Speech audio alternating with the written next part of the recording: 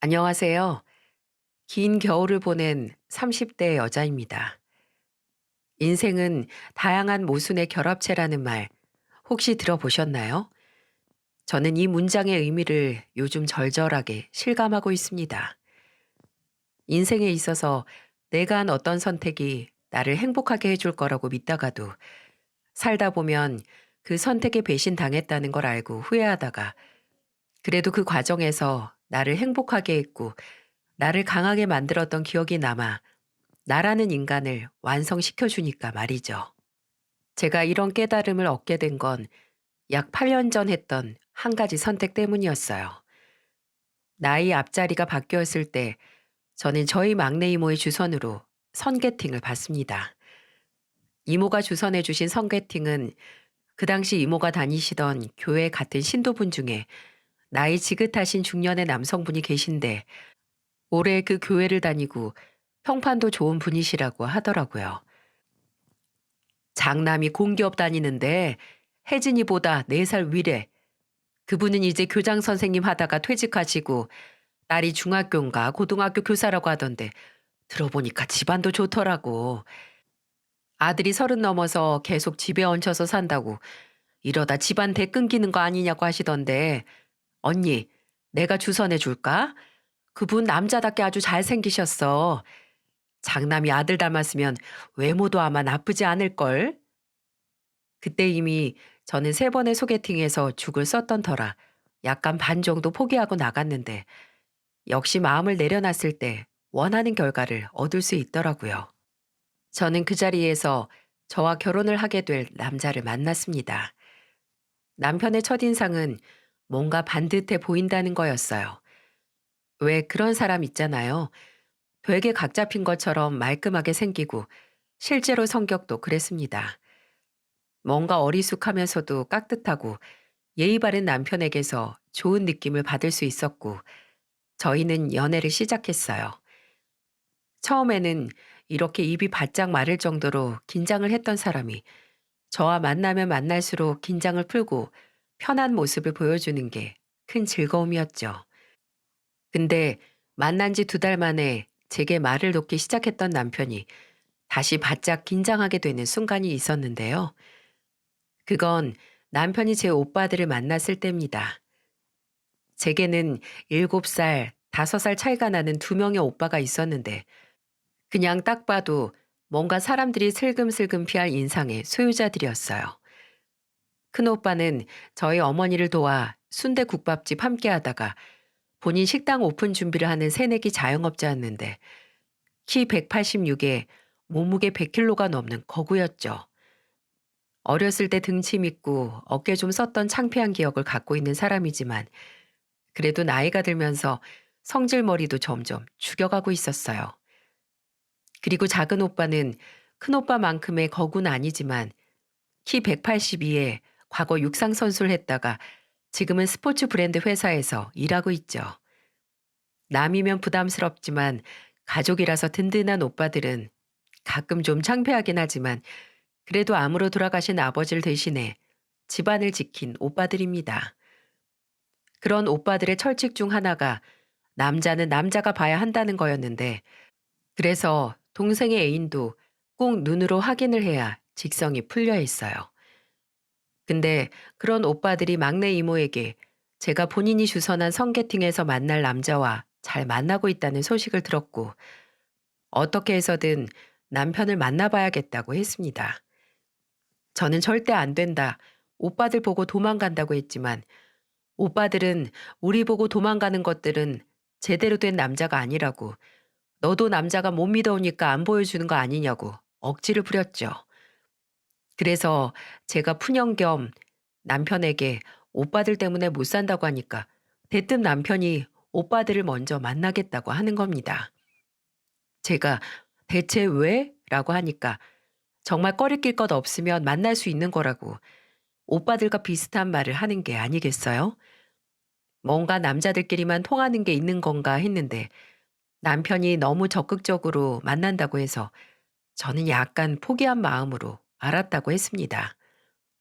그리고 남편이 저희 오빠들을 만나는 날 저는 고래 사이에 낀 새우 구경만 하다 왔습니다.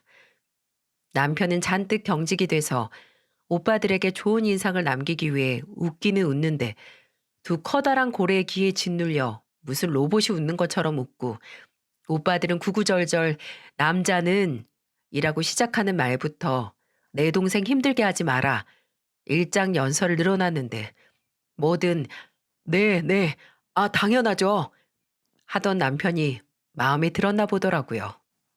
그 후에 저희가 결혼 준비를 하면서 저희 집에 가서 인사를 드렸을 때도 한 번 만나본 거면서 마치 매일 만났던 사이처럼 아, 최사위라고 호탕하게 불러주더군요. 근데 오빠들은 그렇게 내적 친밀감이 일찍 생겼음에도 남편은 결혼을 하고 몇 년이 지나도 제게 사실 아직도 형님들이 좀 무서워 라고 했었네요. 지금 와서 생각해보면 어쩌면 본인 스스로 거리낄 게 있다는 걸 알았기에 끝까지 제 오빠들을 무서워한 건 아닌가 싶네요. 이미 결혼 이야기가 나오기도 전에 저희 오빠들을 보고 저희 어머니 식당에도 몇 번을 가서 결혼 전 인사를 드리는 게 전 아니었거든요. 그래서 첫 인사를 드리러 갔을 때 청심한 세 개를 먹을 정도로 긴장을 했는데 너무 빤히 보이는 반대 아닌 반대에 오히려 그 긴장이 풀려버렸습니다. 시아버지와 시누이는 그냥 인상 좋고 말 나긋나긋하게 하시고 그냥 좋기만 했는데 문제는 시어머니였어요. 시어머니께서는 저희 어머니가 국밥집을 하시고 큰오빠가 식당 오픈을 준비 중이고 작은 오빠는 스포츠 브랜드 회사에 다닌다는 걸 들었을 때 이렇게 말씀하셨어요. 되게 중구난방이네. 뭐 가족들끼리 비슷한 일 하는 건 없어요? 큰오빠가 어머니 식당을 돕다가 그 경험으로 본인 식당을 준비하는데요. 아니, 그런 거 말고 우리처럼 아빠 따라 딸이 교사하고 뭐 이런 거. 엄마, 그게 뭐가 중요해요. 나도 아버지나 수연이처럼 교사 일 안 하는데. 넌 공기업 다니잖니, 공기업. 공립학교처럼 너도 지방자치 소속인 회사 다니는 건데 뭐가 달러? 아유, 됐어, 됐어. 그게 뭐가 중요해. 우리 집처럼 부모한테 영향받아서 직업 선택하는 자식들이 있는 거고 새아가 집처럼 자식들이 알아서 지 살 길 찾는 그런 집이 있는 거지. 시어머니께서 대놓고 말만 안 한 거지. 그냥 저희 집안이 마음에 안 든다고 한 거였어요. 우리 집은 교육자 집안인데 너희는 국밥 집안이니? 라고 언짢아하는 거나 매 한 가지였죠. 웃긴 게 막상 교육자 집안 자부심을 부리는 건 교사가 아닌 심지어 따로 직업을 갖지 않았던 시어머니였다는 겁니다. 대체 왜? 본인이 교사가 아니면서 저희 집안 사람들 직업이 중구난방이라고 혀를 차는 거죠. 그 자리에서 태어나게 어머, 어머님도 선생님이셨나 봐요. 라고 하고 물어보고 싶었지만 그냥 꾹 삼켰습니다. 그렇게 시아버지께서 유학에 중재를 해주셔서 넘어가긴 했는데 제가 그 당시 다니던 회사 규모를 말하자 시어머니 입에서 나온 말, 아니 말도 문장도 아닌 소리가 뭔지 아시나요? 애게, 애게였습니다. 제가 다니던 회사가 소규모 사무실이라서 당시 사원 수가 9명이긴 했어요. 근데 그 앞에서 바로 무슨 음식이 양이 잘못 나온 것도 아닌데 애게라고 하는 게 막말로 교육자 집안 사람이 할 말인가요? 이미 첫 만남에서부터 시어머니가 저를 얼마나 마음에 들어하지 않는지 알게 된 저는 남편에게 걱정을 토로했습니다. 왜 먼저 어머님이 제 출신이나 집안, 심지어 직업도 마음에 들어하지 않는 걸 안 말해줬냐고요. 그랬더니 남편은 시어머니가 그냥 며느리 될 사람이니 까다로운 척하는 거고 한 번도 이 결혼을 반대한다는 말을 안 했다고 걱정 말라고 하는 겁니다. 근데 또 이상한 게 그렇게 싫은 티를 다 내셨던 분이 별다른 문제 없이 상견례에도 참석은 하셨고요.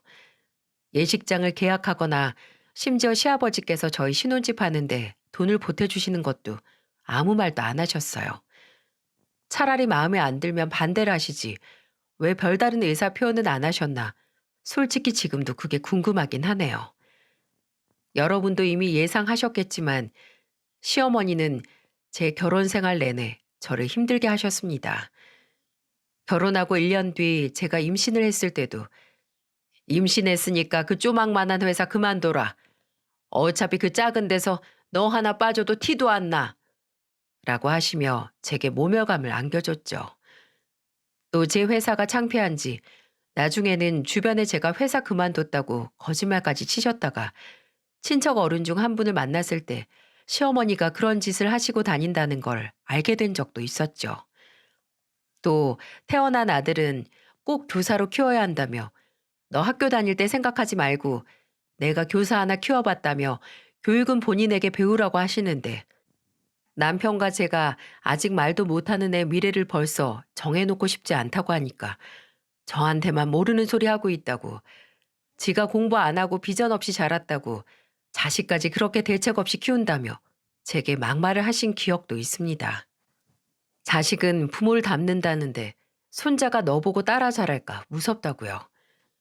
그럴 때마다 저도 이미 초장에 시어머니와 친밀해진 걸 포기한 터라 어머님, 따지고 보면 교사인 건 아버님인데 만약 이 사람이나 아가씨가 어머님을 보고 따라 자랐으면 평생 직업도 없이 살았겠네요? 라고 말했어요. 그럼 뭐 시어머니한테 못하는 말이 없다. 내가 무슨 직업이 없냐. 교장 선생 부인. 교사 키운 엄마가 직업이라고 목에 핏대를 세워가면서 성질을 부리셨죠. 다행히 그때마다 시아버지도 왜 괜히 나서냐고 알아서들 살게 두라고 하셨고 시누이도 제게 와서 따로 사실 시어머니도 따로 교육법이나 이런 거 없다고 신경 쓰지 말라는 위로를 받았습니다. 특히 남편도 시어머니가 저를 힘들게 할 때면 남의 편이 되지 않고 정말 제 남편으로서 중심을 잘 잡아줬죠. 근데 남편이 편을 들어주고 함께 화를 내줘도 도무지 적응도 용서도 안 되는 사건이 결혼 6년 차에 터졌는데요. 제가 결혼하고 6년 만에 그리고 첫째를 낳고 5년 만에 임신을 하게 됐습니다. 저도 남편도 계속 둘째를 가지고 싶었는데 임신이 안 돼서 시험 간 생각을 하던 차에 임신이 된 거거든요. 정말 인생은 포기할 때쯤 입에 단 걸 물려주는 건지 다시 한번 실감을 했는데 하늘이 저를 이런 식으로 시험을 할지는 몰랐습니다. 단 걸 물려주는지 알았는데 쓰디 써서 삼키지도 못한 그렇다고 뱉지도 못하는 게 제 입안에 들어와 있던 거였어요. 임신 10주쯤에 가슴이 묵직한 통증과 동시에 없었던 멍울이 만져져서 집 근처 외과에 가서 초음파 검사를 했어요. 근데 초음파를 보던 의사 선생님이 고개를 갸웃하시더니 모양이 좀 안 좋다고 더 큰 병원에서 조직 검사를 해야 한다는 겁니다. 그때까지만 해도 아닐 거라고 설마 결과가 안 좋게 나오겠어?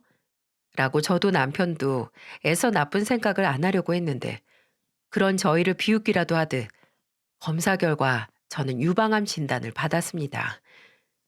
의사 선생님의 입에서 처음 상피내암이라는 단어를 들었을 때 막 하늘이 무너지고 정신이 아찔한 그런 기분은 아니었어요. 그냥 머릿속에 끝없이 왜? 라는 의문만 들었습니다. 왜 나한테? 왜 하필 이 시기에?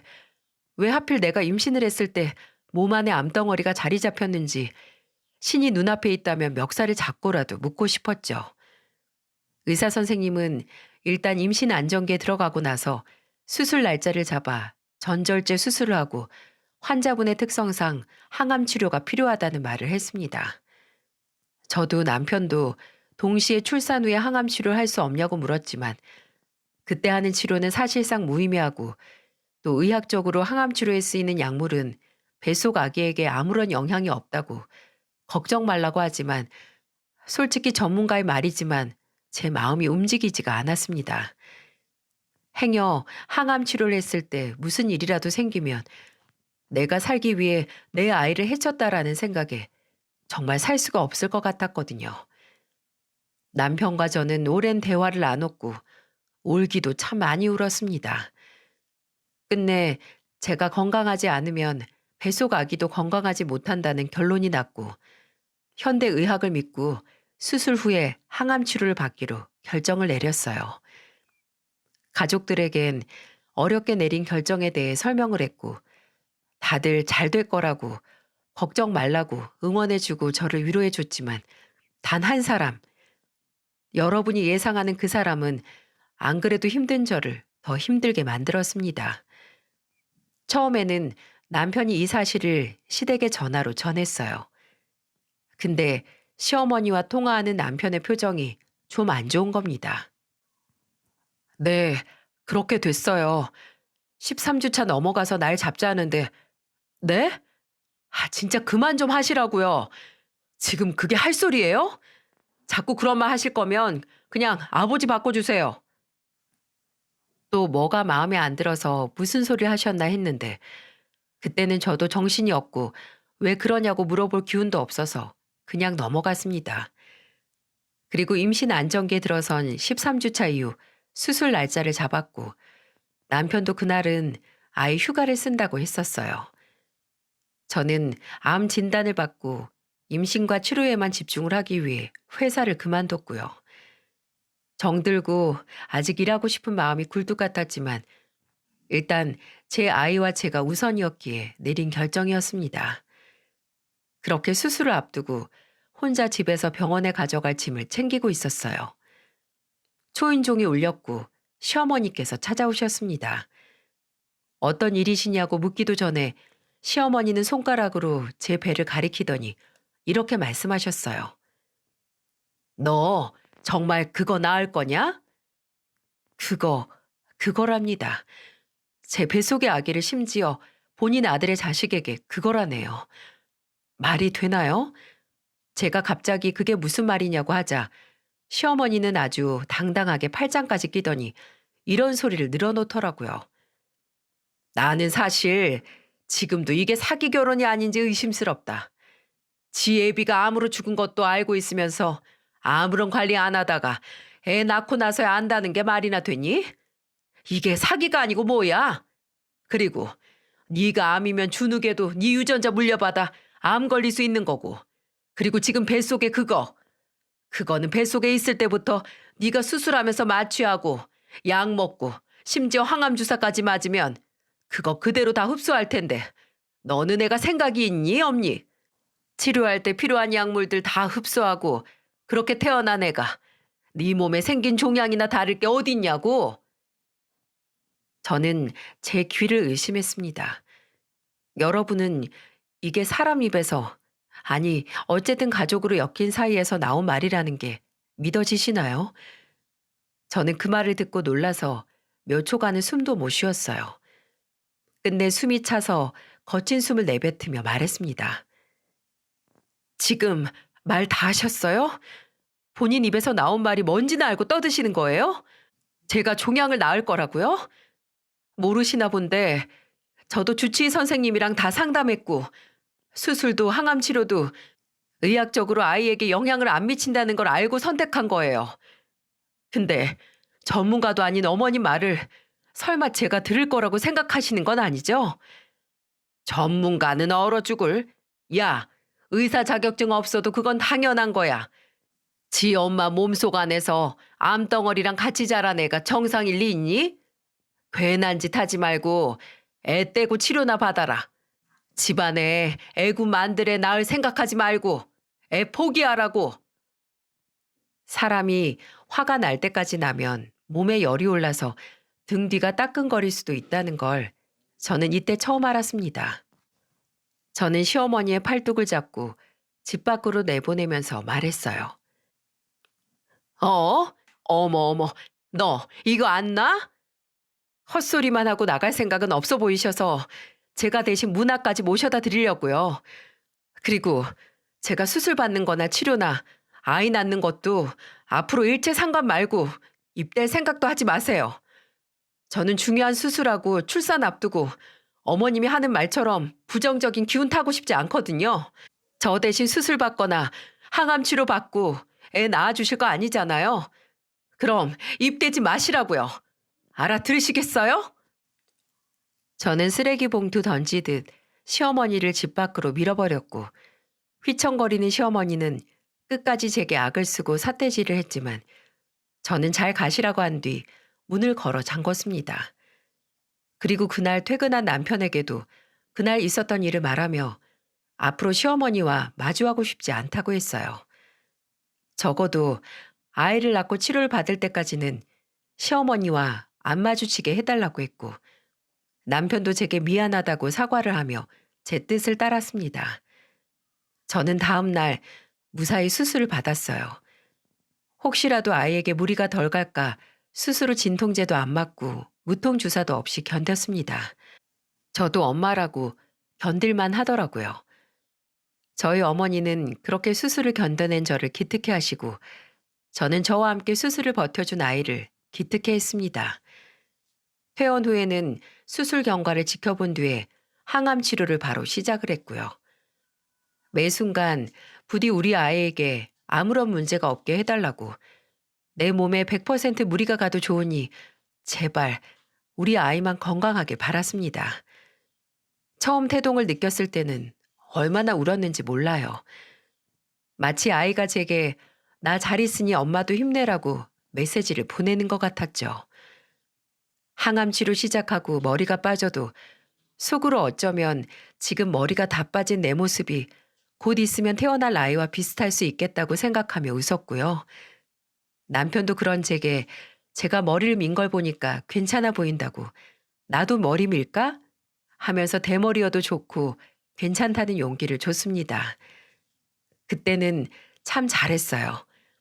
곁에 있어주고 뭐든 다 해주려고 해주고, 이 모든 걸 혼자의 몸으로 감당하게 해서 미안하고 또 고맙다는 말을 해줬죠. 그래서 곧 있으면 나를 덮쳐올 충격적인 일들이 배가 되기도 했습니다. 다음 해 봄, 저는 항암 치료를 병행하면서 건강한 딸아이를 출산했어요. 아이는 3.4kg로 아주 건강하고 초기 검진에서도 몸에 아무런 문제가 없는 기적과도 같은 아이였어요. 저도 남편도 이 기적과도 같은 아이를 잘 키우겠다고 다짐을 했죠. 그래도 혹시 몰라 제가 그때까지도 항암 치료를 하고 있었기에 모유 수유는 못해서 아이에게 미안했지만, 어떻게든 미연에 방지를 할 건 뭐든 하고 싶었어요. 막 태어난 아이에게 엄마 저도 한번 물려보지 못한 게 너무 미안하고 속상했지만, 그래도 제 뱃속에서 저와 함께 암을 이겨냈던 아이니까 엄마의 마음을 잘 알아주지 않을까 생각하며 제 마음을 달랬던 게 기억이 나네요. 출산 후에도 저는 병원을 오고 가면서 치료를 받았고, 병원에 가지 않는 시간은 온통 아이들과 보냈어요. 그냥 한 번 큰 고비를 넘고 나니까, 아니, 아직도 넘는 중이었지만 아이들과 보내는 시간이 초 단위로 소중하더라고요. 그때쯤 남편이 제 수술이나 출산 때문에 휴가를 당겨 쓴 게 있어서 업무가 밀린 게 많다고 야근을 자주 했지만, 그래도 혼자서 애들을 볼 수 있는 것만으로도 제게는 꿈만 같은 시간이었습니다. 지금 생각해보면 제가 그때 마음이 많이 약해져 있었나 봐요. 호르몬 문제도 당연히 있었겠지만, 괜히 아주 작은 거에도 울고 웃고 감동하고 아주 그냥 격동적인 감정선을 타고 있었거든요. 그렇게 둘째를 낳고 4개월 정도 뒤에 남편에게서 이상 징후를 발견하게 됐어요. 제가 한번 암에 걸리니 예민해져서 그 당시 만나는 사람마다 뭔가 하나 이상하다 싶으면 바로 건강검진 받아라, 초기가 중요하다 말하고 다니는 건강 지킴이가 됐었거든요. 근데 남편의 체중이 감소하고 또 화장실에 들어가 있는 시간이 너무 긴 겁니다. 심지어 속이 안 좋다고 자주 들락날락 거리기도 했어요. 체중 감소와 소화불량, 배변 습관의 변화, 딱 대장암 초기 증상이었거든요. 한 번은 화장실 들어갈 때마다 휴대폰을 들고 들어가서 제가 휴대폰 놓고 가라고, 그거 보니까 변기에 앉아있는 시간이 점점 길어지는 거라고 했는데 휴대폰이 없어도 그렇게 오래 앉아있다는 겁니다. 불길한 생각이 든 저는 당장 건강검진을 예약을 했고 남편을 끌고 건강검진센터로 향했습니다. 살 빠진 건 당신 병간호하고 준서 태어나서 이래저래 바빴으니까 빠진 거고, 화장실 문제는 그냥 나이 들어서 그런 거라니까. 나도 이제 40대야. 그래도 설마가 사람 잡는 거라고 미리 해주면 좋은 것 중 하나가 건강검진이라고 말했어요. 그리고 곧 남편은 수면 마취를 한 뒤 대장 내시경을 하기 위해 들어갔고 저는 회복실에서 남편을 기다렸어요. 그리고 20분 정도 뒤에 남편이 검사를 마치고 마취가 깨기 전까지 누워서 쉴 수 있는 회복실로 왔죠. 선생님 두 분이서 옮기는 침대에 옆으로 축 늘어진 남편이 어딘지 짠해서 옆에서 이불도 제대로 덮어주고 가만히 볼도 쓸어줬습니다. 부디 남편에게는 저 같은 고통이 오지 않길 바라면서요. 그러다가 15분 정도 뒤에 스륵 눈을 뜬 남편이 입을 뻐끔뻐끔 거리더라고요. 그래서 제가 눈을 맞추고 남편을 불렀죠. 나 보여? 깨지 말고 푹 자. 앞으로 적어도 2시간은 자야 좀 정신 말짱해질 테니까. 저는 그때까지 남편이 제 이름을 부르는 줄 알았어요. 제 이름이 혜진이니까요. 수면 마취를 한 와중에도 저를 찾는 모습이 웃겨서 이걸 영상을 남기려고 휴대폰을 꺼내서 녹화를 시작했는데 휴대폰 너머 남편이 다시 입을 우물거리며 한 말은 저를 그대로 굳게 만들었습니다. 해수가 나 안 간다니까? 아휴, 나 안 가. 순간 해수? 나는 혜진인데? 이 사람이 마취 때문에 내 이름을 잘못 기억을 하는 건가? 아니면 해숙이라는 다른 여자를 부르는 건가? 하는 생각이 들었습니다. 저는 본능적으로 숨소리도 죽이고 가만히 남편을 보고 있었어요. 그러니 눈앞에 해숙이라고 생각을 한 저에게 아주 절절한 마음을 고백을 하더라고요. 나 집에 안 가. 집 가면 너 못 보잖아. 해숙아, 나 그냥 너네 집 갈래. 거기 가면 시끄러운 애들이랑 머리 그꼴라서 선머슴 같은 내 와이프도 없잖아. 그러니까 나 해숙이 너랑 너네 집에 갈래. 그리고 나 데려가 하고 정신없는 와중 팔을 휘청하고 움직여서 제 손을 잡으려고 하는 겁니다. 저는 그 순간 굳어있던 몸을 움직여 남편에게서 멀어졌고 입을 틀어막고 그대로 회복실을 나와 검진센터를 떠났습니다. 이게 무슨 일인가요? 해숙은 누구며 남편이 지금껏 저와 아이들이 있는 집을 끔찍하게 생각을 했고 그 해숙이라는 여자 집에 가고 싶어 했다는 건가요? 제가 치료 후에 빈혈이 좀 심해졌는데 그대로 주저앉아서 길바닥에 쓰러지고 싶었어요. 그리고 눈을 뜨고 싶지 않았고요. 당장 어디로 가야 하는지, 이 일을 누구에게 말해야 하는지 혼란스럽던 와중 괜히 어머니 생각은 나는데 차마 어머니께 가진 못하고 딸을 잠시 맡겼던 큰오빠네 내로 갔습니다. 새언니가 집에 있어서 새언니에게 맡겼거든요. 큰오빠네 집에 도착을 해서 제가 정말 많이 놀랐는지 새언니가 저를 보자마자 그러더라고요. 무슨 일 있었냐고. 안색이 너무 창백하다고요.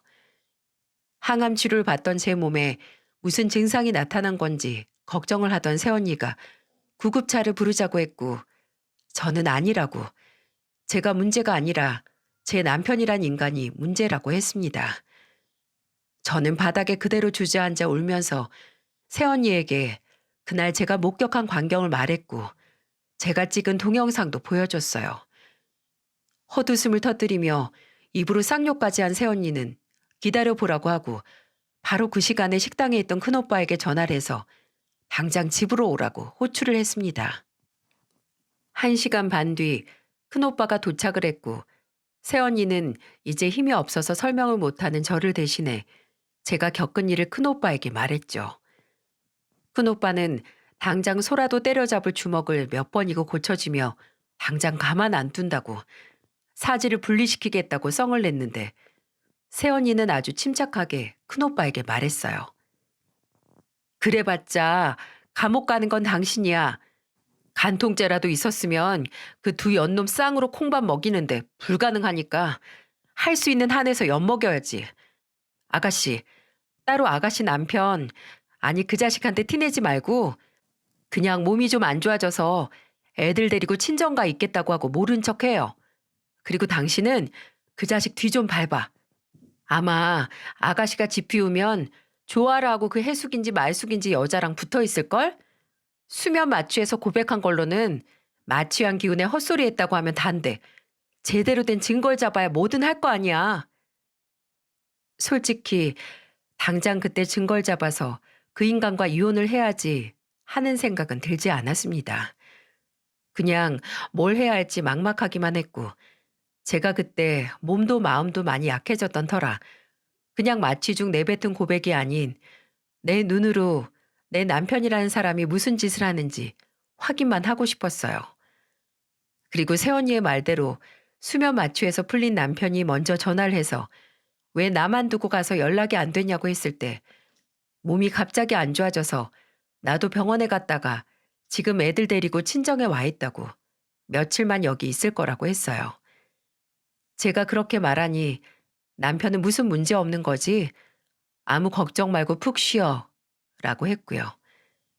새언니는 남편이 보낸 문자를 보자마자 글자에서부터 그 여자랑 뭐하고 놀지 신난 게 보인다.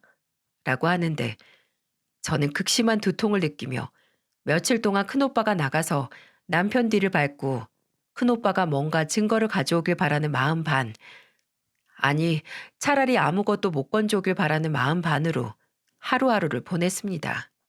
그렇게 4일 후 큰오빠가 결정적인 걸 잡았다고 하는 거예요.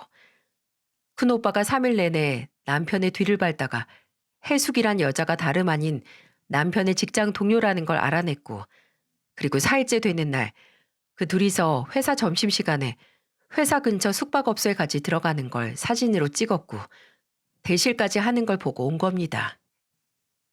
당장 그 방에 내가 들어가서 뼈를 분지르려고 하다가 참았어. 확실한 증거는 찾았고 이제 현장을 잡아야 하니까. 직장에서 불륜하는 것들 중에 회사 점심시간 이용하는 더러운 인간들 많다고 하더니만 최승원 이 자식이 정말 세상에 믿을 놈 하나 없네. 큰오빠는 빠른 시일 내에 현장을 잡아서 아주 요절을 내자고 했는데 빠른 시일까지 할 것 없이 남편과 그 해숙이라는 바퀴벌레들은 단 하루도 안 붙어 있을 수 없었나 보더라고요. 큰오빠가 제게 찾은 증거를 보여주고 바로 그 다음날 저녁 8시가 넘은 시간 큰오빠 집에서 새언니와 애들과 함께 막 저녁 먹고 치우고 있었는데 작은 오빠에게서 연락이 왔습니다. 여보세요? 혜진아, 지금 땡땡동 땡땡 포차로 와. 여기 최승원 그 자식하고 그 여자 같이 들어갔으니까 나랑 형이 붙들고 있을게. 그날은 작은 오빠까지 합세해서 남편을 잡으러 갔나 보더라고요. 다급한 작은 오빠의 목소리에 저는 바로 차키를 챙겨서 나왔고 지금도 무슨 정신으로 거기까지 운전을 해서 갔는지 모르겠어요. 작은 오빠가 말한 주소로 도착을 했는데 거기는 유명한 매운 닭발집이더라고요. 근데 사람이 바글바글한 식당 안에는 오빠들의 모습이나 남편의 모습은 보이지 않았어요. 혹시 분점을 잘못 알고 찾아왔나 싶어서 작은 오빠에게 전화를 했는데 도착했어? 식당에 있을 수가 없어서 이 자식 끌어내서 옆에 있는 주차장 공터로 왔어. 가게 왼쪽에 있는 첫 번째 골목으로 쭉 들어와. 작은 오빠의 안내를 받으며 간 곳에는 큰 오빠의 휴대폰으로 뭔가를 촬영하고 있는 작은 오빠와 팔짱 끼고 장승처럼 서 있는 큰 오빠, 그리고 무릎을 꿇고 훌쩍거리며 울고 있는 어떤 젊은 여자와 그 옆에 역시 무릎을 꿇고 어째서인지 얼굴에 빨간 양념을 덕지덕지 발라 눈도 제대로 못 뜨고 덜덜덜 떨고 있는 남편이 있었습니다. 저는 딱 봐도 기이한 무리로 보이는 쪽으로 천천히 걸어갔어요. 그리고 저를 발견한 큰오빠에게 물었습니다. 저 사람 꼴이 왜 저래? 제가 물으니 작은 오빠는 본인 휴대폰에 찍힌 동영상 하나를 보여줬는데 그건 아까 본 매운 닭발집 입구에서부터 촬영이 되어 있었고 화면은 순식간에 구석진 테이블에 앉아있는 남편과 눈앞에 있는 젊은 여자를 찍고 있었어요. 그리고 이내 영상 안에서 큰오빠 목소리로 들리는 소리가 들려왔어요. 야, 최승원이 재미 좋았네? 마누라 남치로 받는 와중에 애들 보고 있는데 넌 직장에서 눈 맞은 여자랑 닭발이나 뜯고 있어? 형님. 입에 닭발을 물고 있던 남편이 카메라 쪽으로 눈을 돌려 오빠들을 마주한 순간 물고 있던 닭발을 머저리처럼 뱉고 경악한 표정을 짓는 게 보였습니다. 영상 안에서는 큰오빠와 작은오빠가 마누라랑 자식 버리고 바람난 남편에게 욕설을 내뱉는 장면이 찍혀 있었고 이내 앞에 앉아서 아무 말도 못하고 있는 여자를 잡기 시작했어요. 어이, 아가씨. 이 인간 아내도 있고 애도 2명인 거 알아요? 몰라요? 같은 직장이라며 그럼 모를 리가 없을 텐데. 저는 아, 딱 보니까 알았네. 그치? 얼굴 누렇게 뜨는 거 보니까 얘 마누라가 지금 유방암 투병 중인 것도 알고 있는 것 같은데 참 젊은 사람이 무슨 정신머리로 40 넘은 늙은이 때문에 상간녀 딱지 붙여가면서 이렇게 닭발이나 뜯고 있어? 그 유방암 투병 중인 얘 마누라가 내 막내 동생이거든. 내가 하도 빡이 쳐서 당신이랑 최승원 얘 아주 끝장을 봐야겠는데 어때? 그렇게 말한 큰오빠는 그대로 식탁 위에 있는 닭발 접시를 들어 남편 얼굴에 그대로 꽂아버렸고 얼굴이 닭발 양념에 범벅이 된 남편은 으아악 하는 소리를 내면서 옷소매로 미친 듯이 얼굴을 닦아냈습니다. 맵냐? 매워? 근데 어쩌냐? 넌 매운맛 좀 더 봐야 하는데? 손님 여러분, 지금 닭발 양념 처바른 이놈이 불쌍한 제 동생 버리고 여기 있는 직장 동료하고 바람이 났습니다. 그리고 큰오빠는 남편과 그 여자가 다니는 공기업 이름까지 대더군요. 영상 안에서 주변 사람들이 수군거리고 심지어 찰칵하는 카메라 셔터음도 몇 번 들리는 걸로 봐선 구경 중이던 손님들이 사진까지 찍은 것 같았어요. 그때 그 식당 사장님으로 추정되는 목소리가 뭐 하는 거냐고 나가서 싸우라고 하는 게 들렸고 그때 오빠들이 방심한 틈을 타 남편이 화면 밖으로 뛰쳐나가는 게 보이더라고요. 상간녀를 식당에 두고 그대로 튀려고 한 겁니다. 다행히 발은 누구보다 빠른 작은 오빠가 남편을 붙잡았고 남의 식당에서 더 이상 민폐를 끼칠 수 없어서 주차장 공터까지 2사람을 끌고 나왔던 거예요. 아가씨, 아까 봤지? 이 자식, 아까 아가씨만 두고 튀었잖아. 근데도 이딴 놈 때문에 상간녀 딱지 달만한 것 같아? 안 그렇게 생겨서 되게 멍청하네. 이 자식 고작 이러려고 내 동생 두고 바람 피웠냐? 이 야비한 놈을 확. 형님, 죄송합니다. 죄송합니다. 제가 죽을 죄를 지었어요. 얼굴은 양념 범벅이 돼서 손을 치켜 올리는 큰오빠에게 맞을까 경기를 일으키며 용서를 비는 모습에 천년의 사랑도 단박에 식어버릴 정도로 빠르게 피가 식었습니다. 저런 인간을 지금까지 남편으로 믿고 살았구나. 애도 2명이나 낳고 그중 하나는 정말 목숨을 걸고 낳았는데 하는 생각에 모든 게 부질없는 것 같더라고요. 저는 오빠들 앞에서 굽신거리며 제발 회사에 알리지 말아달라고 비는 남편 앞으로 다가갔습니다. 그리고 오른쪽 다리를 치켜 올려 그대로 무릎 꿇고 앉아있는 남편의 가슴팍을 냅다 차버렸어요. 억하는 소리와 함께 남편은 뒤로 넘어갔고 저는 나자빠진 남편에게 말했습니다. 나는 내 몸속의 암덩어리 제거하고 목숨 걸고 우리 딸 낳고 당신이랑 애들하고 건강하고 행복하게 살라고 완치를 위해 절박한 마음으로 살았는데 당신은 나 이렇게 배신하네? 좋았니? 내가 항암 치료 받으면서 애들 볼 때 너는 밖에서 일하면서 연애도 해서? 이 더러운 놈아. 너 같은 놈한테는 내 목소리도 아까워. 그리고 땅에서 일어나지도 못하고 입술만 바들바들 떨던 남편에게서 눈을 돌려 옆에 있는 여자를 보고 말했습니다. 얘 가져요, 그쪽이. 그쪽한테는 얼굴에 닭발 범벅해서 음식물 쓰레기처럼 보이는 이 인간이 딱 잘 어울릴 것 같네. 내가 기꺼이 그쪽한테 양보할게요. 그 후에는 땅바닥에 그 바퀴벌레 같은 커플 두고 오빠들이랑 큰오빠 집으로 갔습니다. 제 아들과 딸, 진정한 제 가족이 있는 곳으로 말이죠. 그리고 한동안 큰오빠 집에서 지냈어요. 당장 이혼 준비를 해야 하긴 하는데 충격에서인지 무기력증이 찾아오더라고요. 그렇게 해야지 하는데 그때 도화선 같은 사람이 제게 연락을 해왔습니다. 바로 시어머니였죠. 무슨 이야기를 들은 건지 어디서부터 아는 건지 모르겠지만 시어머니는 저를 만나고 싶다고 했어요. 그렇게 마주한 시어머니는 역시나 남편의 외도도 남의 집 딸인 제 탓을 했습니다. 생각해봐라. 집에 오면 투병 중이라 바싹 꼬른 네가 있는데 바람 안 날 남자가 누가 있니? 아버님은 집에 늙어서 바싹 꼬른 어머님이 있는데도 바람 안 피우시잖아요. 아, 혹시 피우셨었나요? 이 싸가지 없는 게 말하는 꼬라지하군. 너 그딴 식으로 말하는 거 보니 바로 이혼할 생각이 있나 본데. 그래, 우리 시간 낭비하지 말자.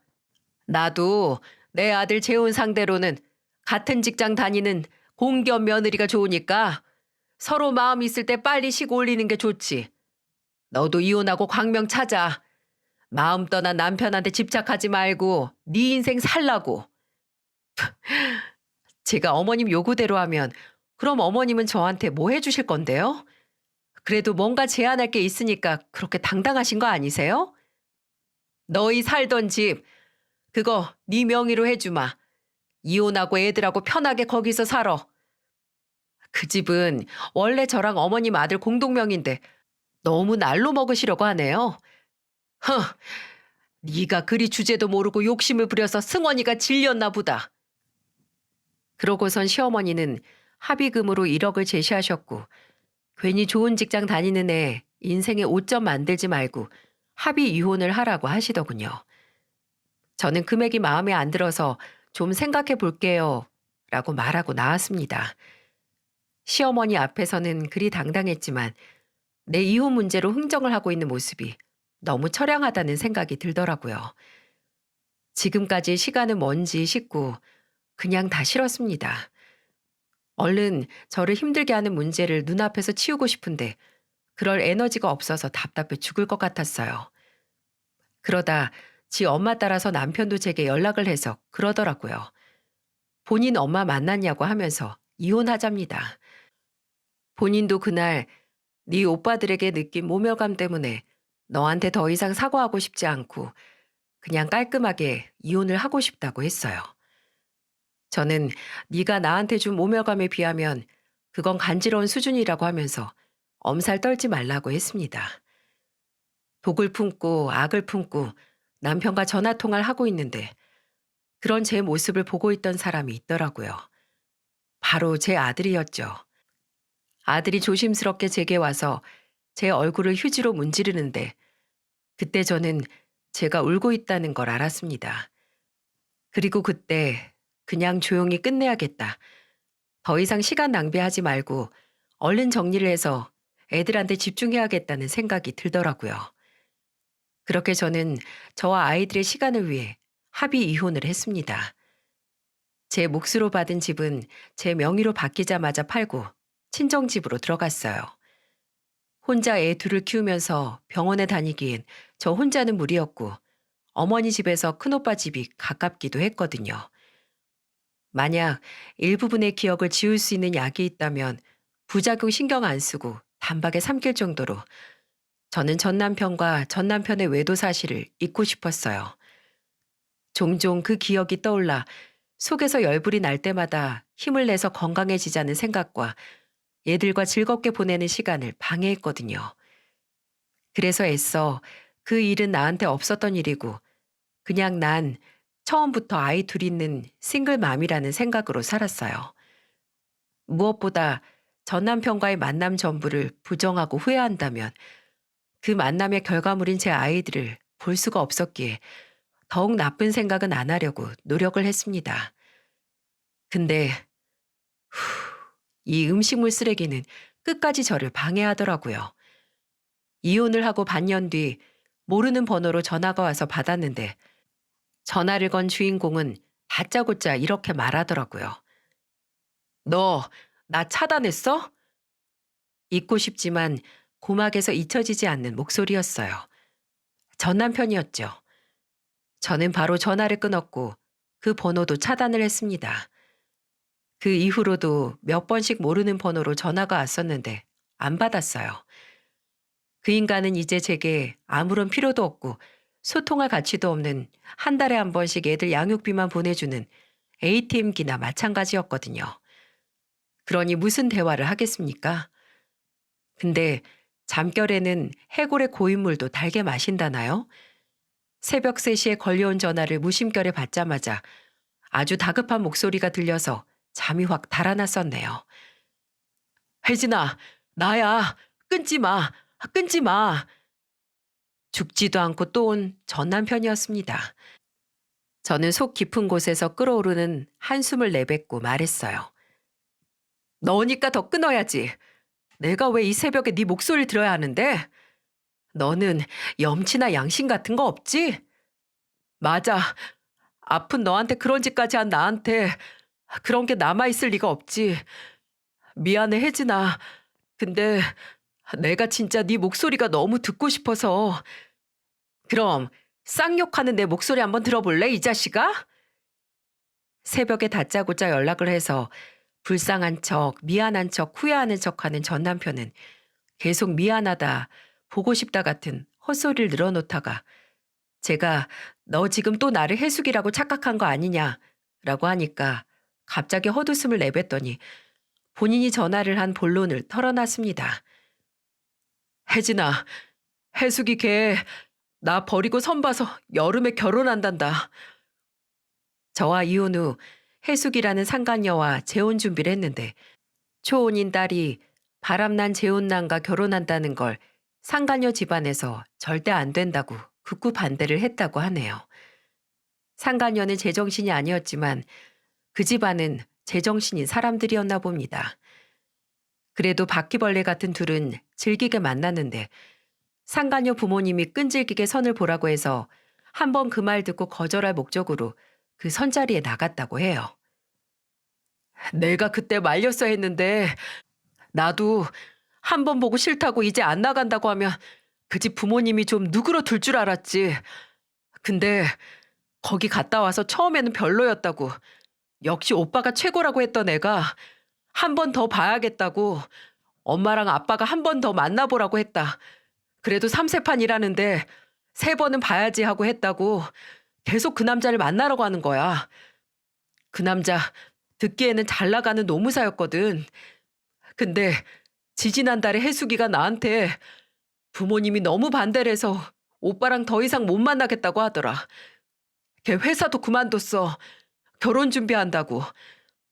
걔는 전문직 남자랑 결혼한다고 떠나고 난 회사에서 새파랗게 어린 직원 꼬신 놈으로 낙인 찍히고. 혜진아, 내가 진짜 요즘 너무 힘들고 나쁜 생각만 들어. 나 정말 너하고 애들한테 죄 지은 거 돌려받고 있나 봐. 이게 어디서 불쌍한 척을 하는 거죠? 딱 봐도 제 동정을 사려는 뻔한 수작이 보여서 그 새벽에 혈압이 수직으로 상승하는 게 온몸으로 느껴졌습니다. 저는 뻔뻔하다 못해 징그러운 인간에게 말했어요. 그래서 너 지금 불쌍하다고 광고하는 거야? 야, 너 하나도 안 불쌍해. 그냥 자업자득 지 업보 그대로 돌려받는 걸로밖에 안 보여. 어디서 훌쩍거리고 있어 지금? 제발 사람 속 좀 뒤집지 마. 내가 이 새벽에 너 신세 한탄하는 거 들어줘야 되니? 동정표 구하고 싶으면 네 엄마한테 가서 해. 바람도 내 아들 탓이 아니래. 다 며느리 탓이란 엄마가 있는데 뭐가 문제야? 아마 앞으로도 너 같은 놈 좋다고 해줄 사람은 네 엄마밖에 없을 것 같으니까 둘이 잘 살아. 더 이상 나나 애들 귀찮게 하지 말고. 이런 인간을 진짜 어떤 인간인 줄 모르고 좋다고 연애하고 결혼해서 사이 아이까지 낳은 제가 지독히도 한심해지는 순간이었어요. 그대로 날밤을 샜죠. 어디서부터 잘못된 걸까? 그때 성게팅을 아예 받질 말았어야 하는데 싶었고요. 그래도 그 음식물 쓰레기 같은 인간 없었으면 제 소중한 아들, 딸 만나지 못했을 거라는 생각에 내가 지금 무슨 생각을 하는 거지 싶고 참 머릿속이 복잡했습니다. 이래서 생각을 깊게 하지 않고 단순하게 사는 게 삶을 오래 건강하게 사는 비결이라고 하는 건가 봐요. 생각하면 할수록 더 괴롭기만 했거든요. 그래서 저는 머리와 마음의 무게를 좀 덜어내려고 했습니다. 나를 무겁게 짓누르는 것들은 그냥 쓰레기통에 쓰레기 던져 넣듯이 생각을 하지 않기로 말이죠. 한심한 전남편과 이혼 문제는 과정보다는 그냥 결과인 제 아이들에만 집중을 하려고 했어요.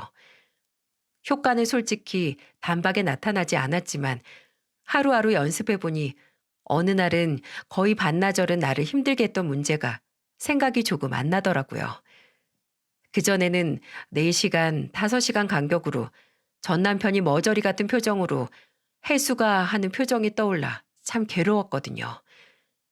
점점 마음을 비우고 그 빈자리에 새로운 정말 내 가족과의 행복한 추억을 채워 넣으려 노력하고 있습니다. 그리고 이 자리에 사연을 보내게 된 것도 이 사연에 제 나쁜 기억이 담겨서 더 이상 제게 안 돌아왔으면 하는 마음도 있었어요. 부디 이 사연이 바다에 떠내려 보낸 유리병에 담긴 편지처럼 평생 제게 되돌아오지 않길 바랍니다. 이야기를 들어주신 분들께 감사합니다. 그리고 앞으로 남은 제 항암 치료도 잘 견딜 수 있게 여러분이 응원해 주세요. 그리고 부디 무엇보다 생각이 났을 때 얼른 건강검진을 받아서 나와 내 가족의 미래를 잘 챙기시길 바랍니다. 모두 건강하세요.